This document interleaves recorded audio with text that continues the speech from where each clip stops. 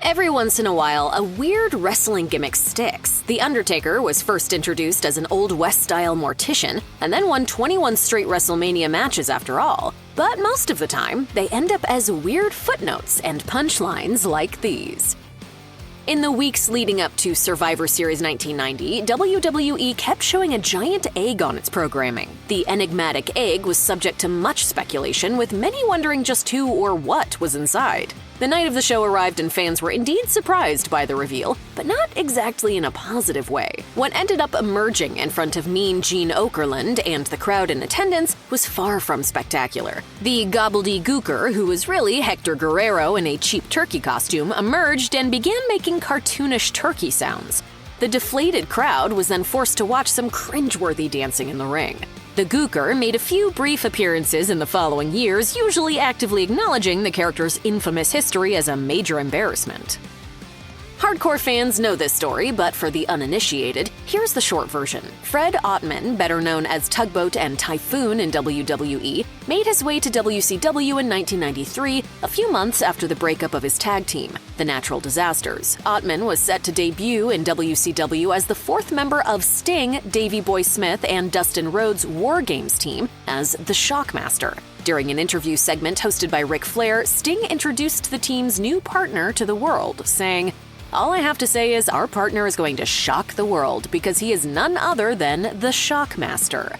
Ottman, clad in a fuzzy vest and a bedazzled stormtrooper helmet, was supposed to imposingly come crashing through a wall like a wrestling version of the Kool-Aid Man. But when the pyro actually hit, a combination of limited visibility, a piece of wood that framed the set, and some poor timing led to Ottman tripping and falling face first through the wall instead, his mask popping off in the process. This disaster couldn't be salvaged, with the other wrestlers' legitimate reactions to the misfire being audible for all to hear. Ottman would wrestle the War Games match and a few more matches as an unmasked Shockmaster, but the gimmick was more or less dead on arrival. Ottman seems to have taken it all in good humor, though. I have a shock for you. The Shockmaster is coming. Kiss is awesome. Pro wrestling is also awesome, but somehow these two great tastes didn't taste so great together. In the late 90s, WCW head Eric Bischoff took a swing at a crossover between WCW and the makeup-wearing Rockers. For weeks, the promotion hyped up a special performance from the band that would close out an episode of Nitro. During the performance, WCW debuted a wrestler with a Kiss-themed persona, the Demon. The Kiss Demon's debut was certainly given a lot of pomp and circumstance, but it sadly didn't deliver the ratings WCW had hoped for. A 1999 edition of Pro Wrestling Torch reported, "Kiss bombed in the ratings despite their live appearance being pushed for a few weeks." The segment reportedly drew well below the show average in an episode that garnered the lowest ratings WCW had seen in years. After Bischoff's departure from WCW, the Kiss Demon gimmick was quickly booked into oblivion. Despite big initial plans for him, the character didn't survive too much longer beyond that point.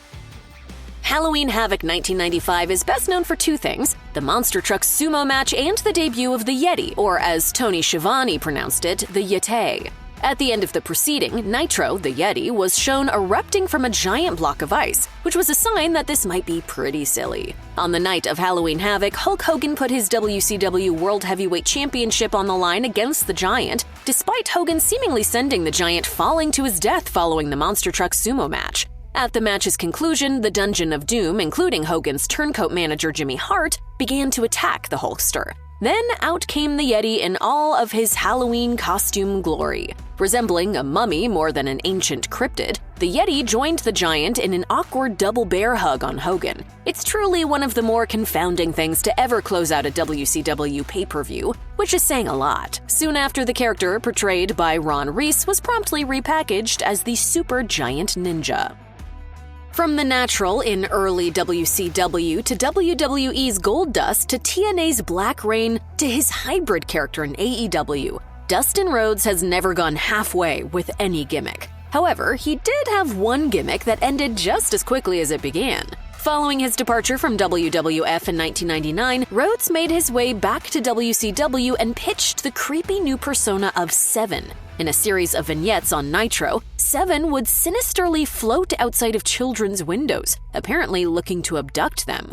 Vince Russo, who was heading up WCW Creative at the time, claimed on Sportskeeda Wrestling's Writing with Russo podcast that network standards and practices pulled the controversial character from WCW programming. In his first in-ring appearance on Nitro as Seven, Rhodes broke character and completely buried his new persona. He said he had left WWE because of similar gimmicks, claiming Goldust nearly ruined his career. But a mere 2 years later, he was back in WWE as Goldust once again. Now you see him, now you don't. On the July 16, 1995 episode of WWF Superstars, the man known as Phantasio made his one and only televised appearance. Portrayed by Harry Del Rios, the character was presented as a sort of cross between a stage magician and a mime. In his only appearance, Phantasio squared off with Tony DeVito, who would go on to be a member of Ring of Honor's Carnage crew. Phantasio scored the win through a mix of admittedly impressive agility, surprise streamers, and by magically removing DeVito's boxers through his singlet. Even with that victory, Phantasio was soon ushered off television and returned to the USWA, where he wrestled as the Spellbinder, a character he would also perform as when he returned to the WWF to wrestle 4 1997 matches that were not televised. The gimmick was such a flash in the pan that Dutch Mantell, who was working for WWE at the time, had to be told about it on his podcast. Wow.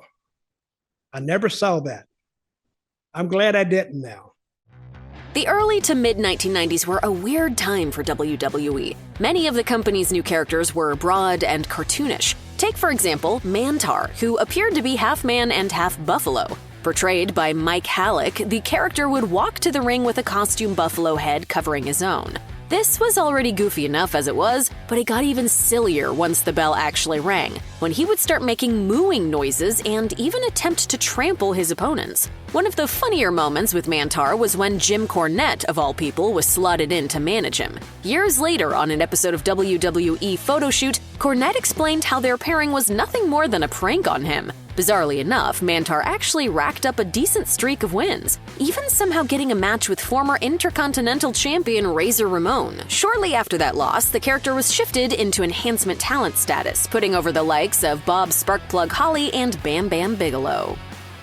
In October 2008, a series of vignettes began to air on SmackDown, teasing the arrival of Kizarny. Portrayed by wrestler Sin Bodhi, the character spoke only in Carney language, which is similar to Pig Latin. The character was a reference to professional wrestling's old-school origins as an act in traveling circuses and carnivals. He definitely had an interesting, if slightly creepy aura, and the vignettes were eye-catching enough to intrigue fans. However, the character didn't formally arrive on television until the January 2nd, 2009 episode of SmackDown. Kizarny debuted in fittingly strange fashion by defeating MVP with a modified double-arm DDT, his first and only televised singles win. Aside from an appearance in a Battle Royal and a backstage segment with Vicky Guerrero, that was a wrap for the character. Backstage sources indicated Kizarny was fired because Vince McMahon had a negative reaction to his televised in-ring debut. In the late 90s, the Headbangers, Mosh, and Thrasher had a reliable role as a metal-inspired mid-card tag team. They even won the WWF Tag Team Championships. But Thrasher suffered a knee injury in early 1999, leaving Mosh's creative direction in flux. Mosh soon found himself repackaged as Beaver Cleavage, a play on the classic 50s sitcom Leave It to Beaver. The vignettes hyping this creative shift showed Beaver interacting with his mother, Mrs. Cleavage, portrayed by Canadian bodybuilder Mariana Kamlos, who in reality was less than 2 years older than her on-screen son. Many wrestling fans have experienced the shame of someone walking in during the most embarrassing part of a show, and the skits where Cleavage and his mother would engage in borderline incestuous behavior were likely that for many. Thankfully, the routine was dropped, Thrasher returned, and the Headbangers were back at it. It ran for a month of doing the vignettes and then one match, and that was it. So literally it was 6 weeks. Beaver Cleavage is undefeated. Mike Shaw is probably best known as the man saddled with the gimmick of the disgusting Bastion Booger, but that gimmick at least had some staying power. Shaw was first packaged as Friar Ferguson, a mad monk who liked to wrestle for unclear reasons. Shaw's in-ring abilities were pretty limited, resulting in a clunker of a debut. His finishing move, if you can even call it that, was hoisting up his robe and sitting on his opponent's face.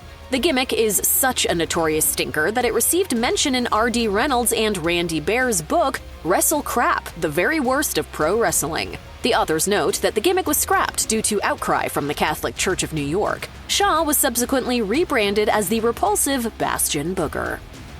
Jonathan Reckner, better known as ECW's chair-swinging Balls Mahoney, definitely had an interesting in-ring career, to say the least. A graduate of the Monster Factory Wrestling School, Reckner briefly made his way to WWE in 1995, where he was given by far his weirdest and worst gimmick at In Your House 5 Seasons Beatings. Reckner, dressed as Santa Claus, and Savio Vega were handing out presents to fans before Ted DiBiase made his way to the ring. As it turned out, even St. Nick had a price. He turned on Vega. DiBiase laughed maniacally and introduced this Yuletide assailant as Xanta Klaus, an evil Santa variant. Xanta only made a few more appearances on television before quietly departing, never to be seen again. The character Max Moon was originally intended for Conan before he was fired from WWF. Conan himself revealed that his termination was due to many factors, including the expensive nature of the costume and his increasingly strained relationship with Vince McMahon. The outfit cost $13,000, and WWE wasn't about to flush that much money down the toilet. They gave the Max Moon gimmick to Paul Diamond, a lower mid-carder who regularly served as enhancement talent. Diamond was the only one who could fit in the suit, having a similar build to Conan. Diamond initially saw decent success in the role, picking up wins over the likes of Rick Martel. He even got to go one-on-one with the Intercontinental Champion Shawn Michaels. He lost, and the losses began to rack up in record time before Diamond's departure from the company in 1993. Kevin Nash would eventually be one of WCW's biggest stars, but in his first run in the company in the early 1990s, he was given a slew of lame gimmicks. First, Nash was in a tag team called the Master Blasters. He was given the name Steel and a hideous orange mohawk. Nash was then repackaged as Oz, based on the Wizard of Oz character of the same name, with the Grand Wizard serving as his manager. Nash made his debut as Oz complete with gray hair, a green cape, a long beard, and a wizard's hat. This ridiculous getup did result in a brief month-long winning streak for Nash, but following a loss to Ron Simmons, Oz began jobbing to every WCW talent under the sun. This dumpster fire of a gimmick persisted all the way through 1991 before Nash was repackaged once again, this time as mobster Vinny Vegas. He signed with WWE in 1993 and finally got to shine as Big Daddy Cool Diesel.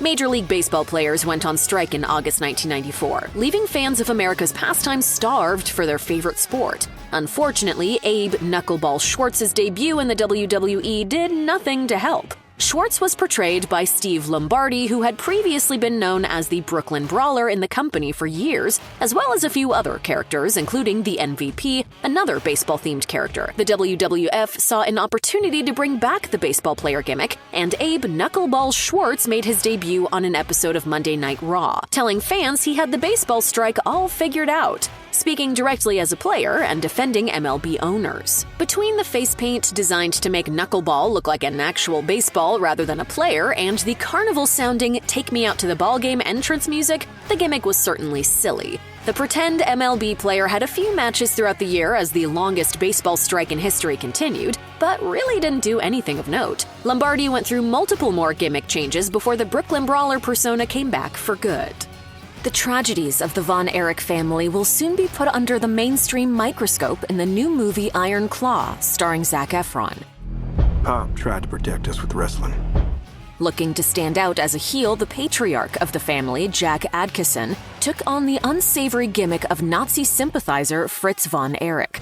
Von Erich's Nazi sympathizer gimmick began while he was training with Stu Hart in Klondike Wrestling. Von Erich was billed as being from Berlin, Germany, alongside his tag team partner, Waldo Von Erich, who had no blood relation to Fritz. Waldo had already been portraying a Nazi sympathizer before Fritz joined him in the role. This all started in the mid-1950s, about a decade after the end of World War II. Von Erich adopted his Iron Claw finisher, in which he spread his hand over an opponent's face and squeezed during this time. The gimmick was, frankly, anything but a failure. Fritz won numerous championships in the 1950s and 60s, and he definitely generated the heat promoters were looking for. But Fritz eventually came to understand that portraying a Nazi sympathizer character was in poor taste, and dropped that aspect of the character. He kept the name, though, and all his sons wrestled as Von Erichs, too.